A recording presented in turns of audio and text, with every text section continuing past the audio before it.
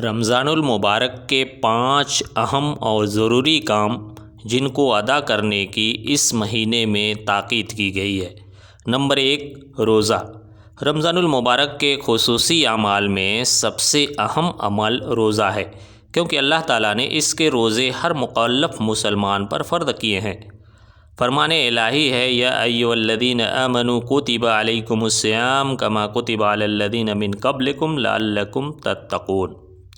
اے ایمان والو، تم پر روزے فرض کر دیے گئے ہیں، ویسے ہی جیسے تم سے پہلے لوگوں پر فرض کیے گئے تھے، تاکہ تم تقوی کی راہ اختیار کرو۔ اور فرمایا، فمن شہد منکم الشہر فلیصمہ، پس جو شخص بھی اس مہینے کو پائے وہ اس کے روزے رکھے۔ اور رسول اللہ صلی اللہ علیہ وسلم نے ماہ رمضان المبارک کے روزوں کو اسلام کے ارکان خمسہ میں سے ایک رکن قرار دیا، جیسا کہ آپ صلی اللہ علیہ وسلم نے فرمایا کہ اسلام کی بنیاد 5 چیزوں پر قائم ہے۔ اس بات کی گواہی دینا کہ اللہ تعالیٰ ہی معبود برحق ہے اور محمد صلی اللہ علیہ وسلم اللہ کے بندے اور اس کے رسول ہیں، نماز قائم کرنا، زکوٰۃ ادا کرنا، حج بیت اللہ کرنا اور رمضان المبارک کے روزے رکھنا۔ ان دلائل سے ثابت ہوا کہ رمضان المبارک کے روزے ہر مکلف مسلمان پر فرض ہیں۔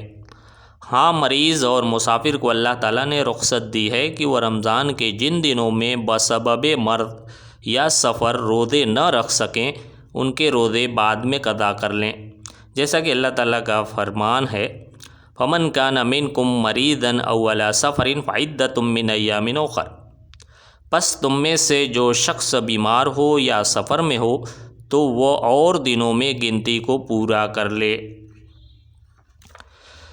نمبر 2، قیام رمضان یعنی نماز تراویح۔ رمضان المبارک کے خصوصی اعمال جن کی اس مہینے میں زیادہ تاکید کی گئی ہے، ان میں سے ایک عمل قیام رمضان یعنی نماز تراویح ہے۔ حضرت ابو ہریرہ رضی اللہ عنہ بیان کرتے ہیں کہ رسول اللہ صلی اللہ علیہ وسلم قیام رمضان کی ترغیب تو دلاتے تھے، تاہم انہیں سختی سے اس کا حکم نہیں دیتے تھے، اور آپ صلی اللہ علیہ وسلم فرماتے تھے کہ جس شخص نے ایمان کے ساتھ اور اللہ کی رضا کو طلب کرتے ہوئے رمضان کا قیام کیا، اس کے پچھلے گناہ معاف کر دیے جاتے ہیں۔ اور حضرت عائشہ رضی اللہ عنہا بیان فرماتی ہیں کہ ایک رات رسول اللہ صلی اللہ علیہ وسلم آدھی رات کے وقت مسجد میں تشریف لے گئے اور آپ صلی اللہ علیہ وسلم نے نماز پڑھی۔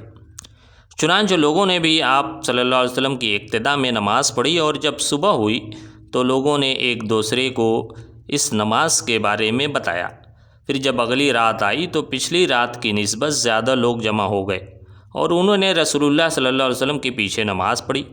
پھر جب صبح ہوئی تو انہوں نے مزید لوگوں کو آگاہ کیا۔ اس طرح جب تیسری رات آئی تو لوگوں کی تعداد اور زیادہ ہو گئی۔ چنانچہ رسول اللہ صلی اللہ علیہ وسلم مسجد میں تشریف لے گئے اور لوگوں نے آپ صلی اللہ علیہ وسلم کے پیچھے نماز ادا کی۔ پھر جب چوتھی رات آئی تو لوگ اتنے زیادہ تھے کہ مسجد چھوٹی پڑ گئی، لیکن نبی کریم صلی اللہ علیہ وسلم اس رات مسجد میں تشریف نہ لے گئے، یہاں تک کہ فجر کی اذان ہو گئی۔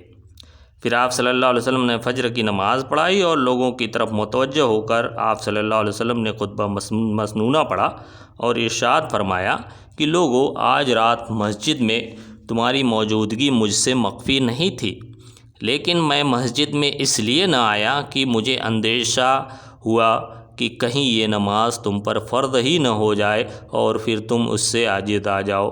نمبر 3، صدقہ کرنا اور دیگر نیکی کے کاموں میں بڑھ چڑھ کر حصہ لینا۔ رمضان المبارک میں صیام و قیام کے علاوہ حسب استطاعت صدقہ بھی کرنا چاہیے اور نیکی کے کام کثرت سے کرنے چاہیے، کیونکہ رسول اکرم صلی اللہ علیہ وسلم اس مبارک مہینے میں خیر کے تمام کاموں کی طرف سبقت لے جاتے تھے۔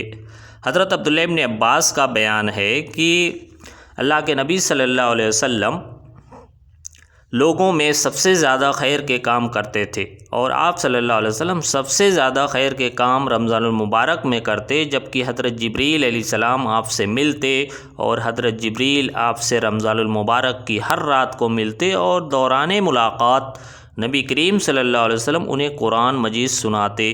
لہذا جب حضرت جبریل ملتے تو آپ صلی اللہ علیہ وسلم تیز ہوا سے بھی زیادہ جلدی کرتے ہوئے خیر کے کاموں کی طرف سبقت لے جاتے۔ خاص طور پر روزہ داروں کی افطاری کا اہتمام ضرور کرنا چاہیے، کیونکہ رسول اللہ صلی اللہ علیہ وسلم کا ارشاد ہے کہ جو شخص کسی روزہ دار کا روزہ کھلوائے اسے بھی اتنا ہی اجر ملتا ہے جتنا روزہ دار کو ملتا ہے۔ نمبر 4، تلاوت قرآن۔ رمضان المبارک میں جن اعمال صالحہ کا زیادہ اہتمام کرنا چاہیے ان میں سے ایک عمل تلاوت قرآن مجید ہے، کیونکہ اللہ تعالیٰ نے قرآن مجید میں جہاں رمضان کے روزوں کی فرضیت ذکر کی ہے وہاں اس کے ساتھ ماہ رمضان المبارک کی ایک خصوصیت یہ بھی ذکر فرمائی ہے کہ اس نے اس ماہ میں قرآن مجید کو نازل فرمایا، جو کہ لوگوں کے لیے باعث ہدایت ہے۔ اس سے معلوم ہوتا ہے کہ قرآن مجید کا رمضان المبارک سے گہرا تعلق ہے، اس لیے اس مبارک مہینے میں قرآن مجید کی تلاوت زیادہ سے زیادہ کرنی چاہیے۔ خود رسول اللہ صلی اللہ علیہ وسلم بھی اس ماہ میں اس کا خاص اہتمام فرماتے اور رمضان المبارک کی ہر رات حضرت جبریل علیہ السلام کو قرآن مجید سناتے تھے، جیسا کہ ہم صحیح بخاری کی حدیث کے حوالے سے پہلے عرض کر چکے ہیں۔ اور تلاوت قرآن مجید کے فضائل میں یہی فضیلت کافی ہے کہ اس کے ایک ایک حرف پر 10 نیکیاں ملتی ہیں، جیسا کہ حضرت عبداللہ ابن مسعود رضی اللہ عنہ سے روایت ہے کہ رسول اللہ صلی اللہ علیہ وسلم نے فرمایا کہ من قرأ حرفا من کتاب اللہ فلہ بہ حسنہ والحسنۃ بعشر امثالها لا اقول الف لام میم حرف ولکن الف حرف ولام حرف ومیم حرف۔ جو آدمی کتاب اللہ قرآن مجید کا ایک حرف پڑھتا ہے اسے ایک نیکی ملتی ہے، اور ایک نیکی اس جیسی 10 نیکیوں کے برابر ہوتی ہے۔ میں یہ نہیں کہتا کہ الف لام میم ایک حرف ہے، بلکہ الف ایک حرف ہے، لام دوسرا اور میم تیسرا حرف ہے۔ واضح رہے گی قرآن مجید کی تلاوت کے ساتھ ساتھ اس میں تدبر اور غور و فکر بھی کرنا چاہیے، کیونکہ اللہ تعالیٰ نے یہ کتاب اسی لیے اتاری ہے کہ اسے پڑھا جائے، اس میں غور و فکر کیا جائے اور اسے اپنا دستور حیات بنایا جائے۔ اللہ تعالیٰ نے فرمایا کہ جس کا ترجمہ یہ ہے کہ یہ کتاب بابرکت ہے، جسے ہم نے آپ صلی اللہ علیہ وسلم کی طرف اس لیے نازل فرمایا ہے کہ اس کی آیتوں میں غور و فکر کریں اور عقل مند اس سے نصیحت حاصل کریں۔ نمبر 5، دعا، ذکر اور استغفار۔ رمضان المبارک کے اہم اعمال میں سے ایک عمل روزے کے دوران زیادہ سے زیادہ دعا، استغفار اور ذکر الہی کرنا ہے، کیونکہ روزہ دار کی دعا ان دعاؤں میں سے ہے جو اللہ تعالیٰ کے ہاں قبول ہوتی ہے۔ رسول اللہ صلی اللہ علیہ وسلم نے فرمایا کہ 3 دعائیں رد نہیں کی جاتیں: اپنی اولاد کے لیے والد کی دعا، روزہ دار کی دعا اور مسافر کی دعا۔ ایک دوسری روایت میں ہے کہ 3 دعائیں قبول کی جاتی ہیں: روزہ دار کی دعا، مظلوم کی دعا اور مسافر کی دعا۔